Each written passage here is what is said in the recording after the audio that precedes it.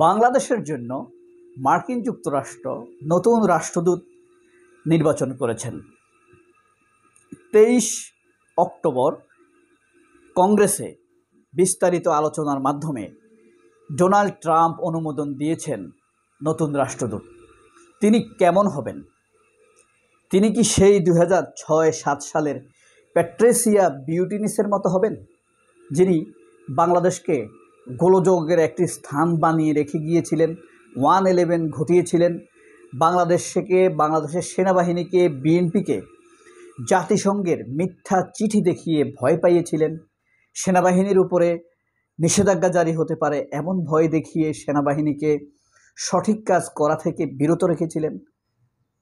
এই রাষ্ট্রদূত কি তেমন হবে?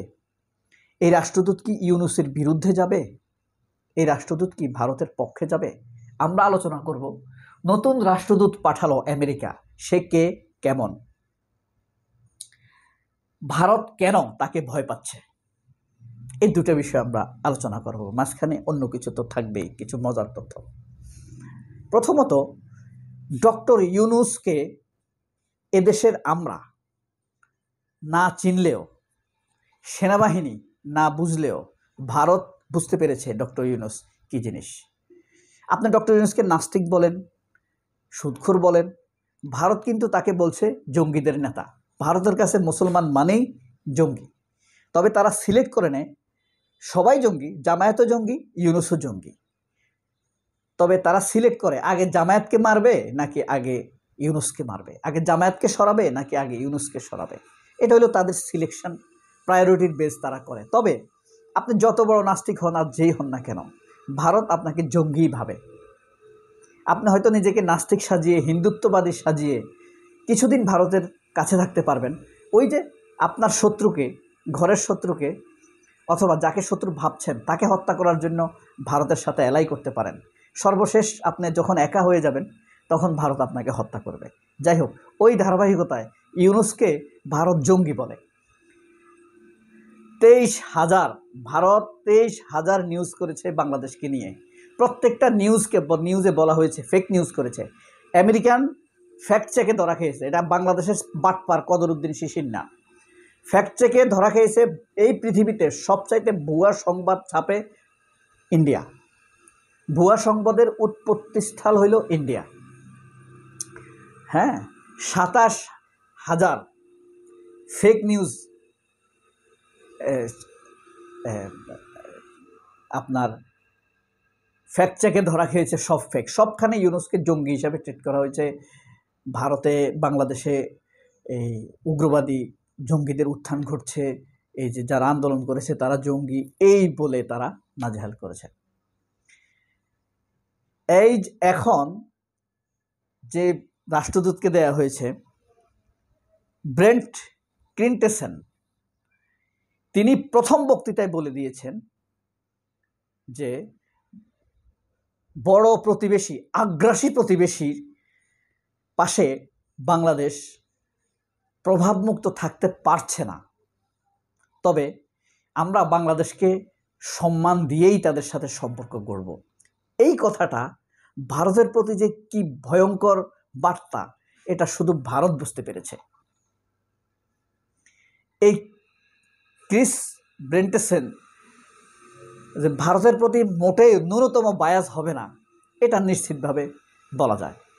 এবং তিনি খুব খুশি হয়েছেন বাংলাদেশে আসতে পেরে। এর কারণ হলো, এর আগেও তিনি বাংলাদেশে চাকরি করে গিয়েছেন দীর্ঘদিন যাবৎ। তিনি কেমন? মূলত তিনি হলেন একজন স্বতন্ত্র কূটনীতিক, কারোর প্রতি বায়াস নয়। এবং কেন বায়াস নয়? পৃথিবীতে তিনি স্বল্প সময়ের জন্য বাংলাদেশে এর আগে ছিলেন। তিনি জার্মানে ছিলেন, চীনে ছিলেন। প্রত্যেকটি জায়গায় তিনি স্টার মার্কস নিয়ে, অর্থাৎ যেই দেশে থাকে সেই দেশ কিন্তু তাকে নিয়ে একটা মূল্যায়ন করে, রিপোর্ট দেয়। ঠিক আছে, প্রত্যেকটি জায়গায় তিনি সুনামের সাথে তার কার্যকালীন সময়টা অতিবাহিত করতে পেরেছেন। এখন বাংলাদেশের ক্ষেত্রে কেমন হয় আমরা জানি না। তবে তিনি ইসকনের একটি প্রোগ্রামে তাকে দাওয়াত দেওয়া হয়েছিল আমেরিকায়, কিন্তু ইসকনের মেইন অফিস কিন্তু ভারতে না, আমেরিকায়। এবং ইসকনের যিনি প্রধান তিনি কিন্তু একজন ইসরায়েলি, কোনো হিন্দু না, কিন্তু সে হিন্দু নাম দিয়ে চলে, মনে রাখবেন। সে হিন্দু নাম দিয়ে চলে কিন্তু সে হিন্দু না। ইসরায়েল, এই ইসকন কিন্তু নর্মাল কোনো সংগঠন না। এটা হিন্দুরাও, রিয়েল হিন্দু যারা, উঁচু মানের এক ধরনের আগ্রাসী হিন্দু আছে যারা হিন্দুত্ববাদী, পলিটিক্যাল হিন্দু, তারা ইসকন থেকে সুবিধা নেয়। ইসকন কিন্তু হিন্দুদের অনেক বাড়ি ঘর মন্দির দখল করেছে। ইসকনের বিরুদ্ধে শিশু বলাৎকারের শত শত অভিযোগ আছে, নারী ধর্ষণের অভিযোগ আছে, মানুষকে তুলে নেওয়ার অভিযোগ আছে, এমনকি মসজিদের ইমামকে তুলে নেওয়ার প্রমাণ আছে।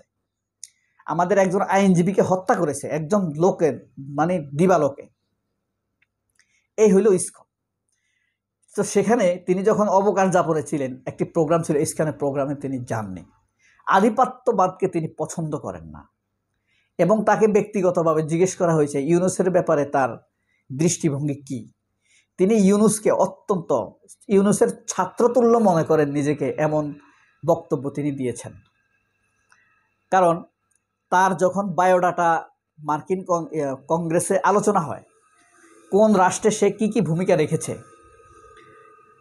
এবং যেই রাষ্ট্রে তাকে দেয়া হবে সেই রাষ্ট্রে চলমান রাজনীতি, চলমান শাসক প্রধান উপরে একটি আর্টিকেল লিখতে হয় তাকে। সেই আর্টিকেলের উপরে ভিত্তি করে যাচাই করা হয় তার সাথে সম্পর্ক কেমন হবে। তো ডক্টর ইউনুসের ব্যাপারে তার দৃষ্টিভঙ্গি অত্যন্ত শার্প এবং পজিটিভ। তো ক্রেন ব্রিসেনকে আমরা খুব স্বাগত জানাই।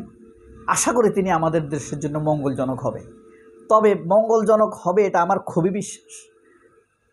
আসলে বাংলাদেশকে নিয়ে আমেরিকা কখনোই খারাপ খেলা খেলেনি, কোনো দিনও না। কোনো দিনও বাংলাদেশকে নিয়ে খারাপ উদ্দেশ্যে আমেরিকা কিছু করেনি।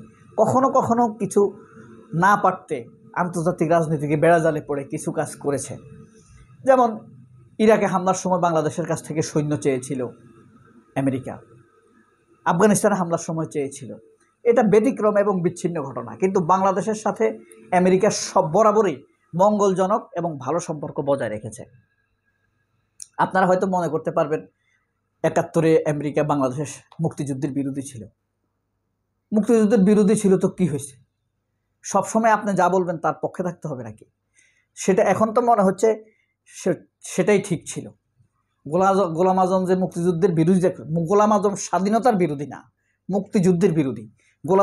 গোলাম আজম চেয়েছে কূটনীতির মাধ্যমে বাংলাদেশ স্বাধীন হবে, মুক্তিযুদ্ধের প্রাণহানির মাধ্যমে নয়। এই যে কয়েক হাজার মানুষ মারা গেছে, এটার দায় কে দিবে? তাদের অযোগ্যতার কারণে তারা ভারতে পালাই গেছে। হ্যাঁ, তারা নিজেরা অ্যারেস্ট হয়েছে, মানুষ মারা গেছে। গোলাম আজম এটা চায়নি। আর ২-৩ হাজার কিলোমিটার দূরে, ১৪০০ কিলোমিটার দূরে বাংলাদেশ থেকে পাকিস্তান, এটা এমনি স্বাধীন হয়ে যেত আলোচনার মাধ্যমে। এত মানুষের জীবনের ক্ষয় করার দরকার ছিল না। তো আমেরিকা সবসময় বাংলাদেশের ব্যাপারে পজিটিভ ছিল। যে একবার নেগেটিভ হয়েছে, ধরেন ২০০৭ সালে ৪ সালে, সেটা ভারত আমাদের ব্যাপারে মারাত্মক, ভারত এবং আওয়ামী লীগ, সন্ত্রাসী আওয়ামী লীগ আমাদের ব্যাপারে নেগেটিভ তথ্য উপস্থাপন করেছে আমেরিকার কাছে। বুঝাইছে যে আফগানিস্তানের সৈন্য দেয় নাই, ইরাকের সৈন্য দেয় নাই, তাদের এখানে জঙ্গি, তো তারা তখন জঙ্গি নিয়ে ভয়ে ছিল আমেরিকা। এগুলো বুঝে তাদেরকে বায়াস্ট করছে, কিন্তু বেসিক্যালি আমেরিকা কোনোভাবেই বাংলাদেশের বিরুদ্ধে না। সবাই অনেক ভালো থাকবেন। তবে ভারত আতঙ্কিত, ভীত। আল্লাহ হাফেজ, আসসালামু আলাইকুম।